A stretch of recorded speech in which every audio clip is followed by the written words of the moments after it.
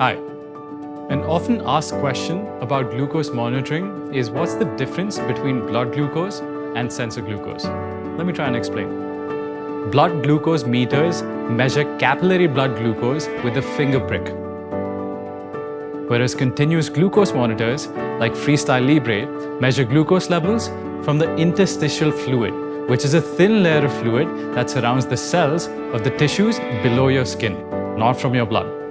Interstitial fluid glucose results can be different from blood glucose results because of the time it takes for the glucose to move into the interstitial fluid from the capillaries.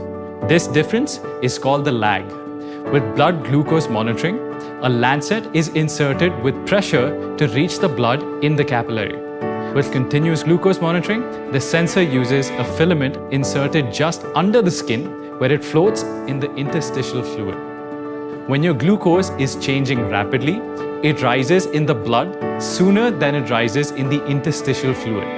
Let me use the analogy of a train to demonstrate the lag. Think of blood glucose as the engine on the train and the interstitial fluid glucose or sensor glucose as the coach.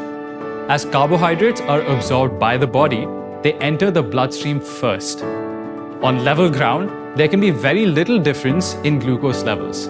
But when the train climbs a hill, just like glucose might after you have a meal, there's a bigger difference in those numbers. As you can see, sensor glucose still lags behind blood glucose.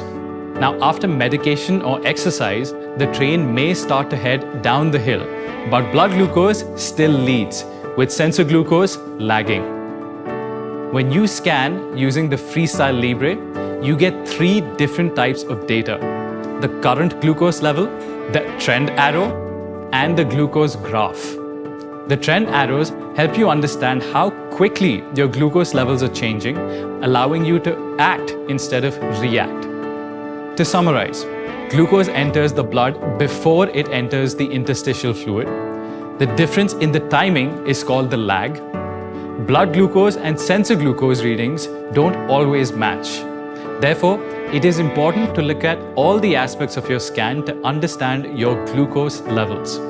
Also, important point to remember is that sensor glucose is clinically proven to be accurate in adults and in children. Now, you know.